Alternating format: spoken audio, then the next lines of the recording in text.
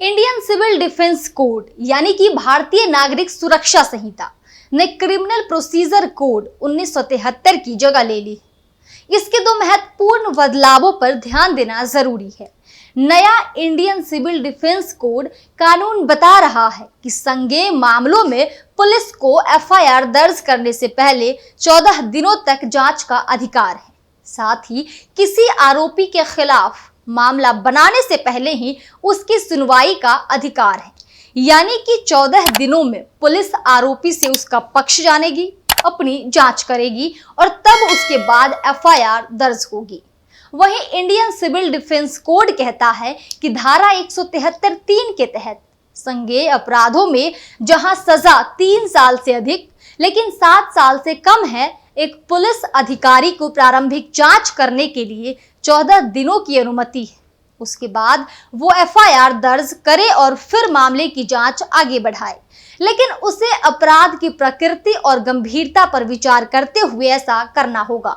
उसे शुरुआती जांच करने के लिए तभी आगे बढ़ना है कि क्या 14 दिनों के अंदर मामले में आगे बढ़ने के लिए प्रथम दृष्टया में केस बनता है। इंडियन सिविल डिफेंस कोड में यह बदलाव सुप्रीम कोर्ट के निर्देशों के खिलाफ है।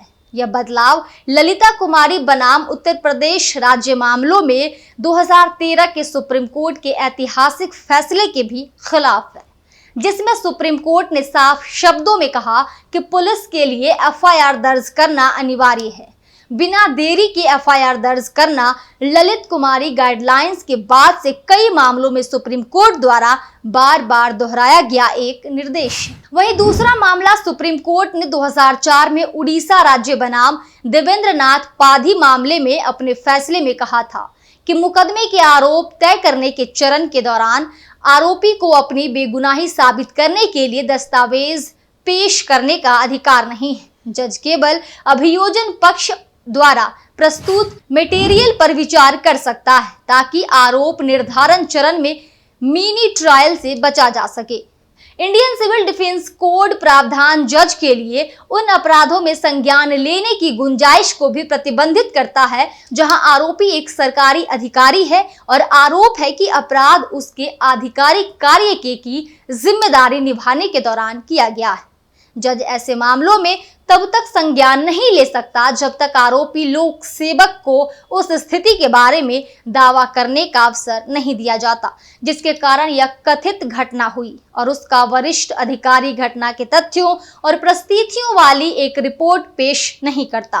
यानी किसी सरकारी कर्मचारी या अधिकारी पर कोई आरोप लगाया जाता है कि उसने सरकारी ड्यूटी पर रहते हुए ऐसा कृत्य किया है, लेकिन वो सरकारी अधिकारी या कर्मचारी आरोप को स्वीकार नहीं करता है तो जज उसे संज्ञान अपराध की श्रेणी में नहीं ले सकता।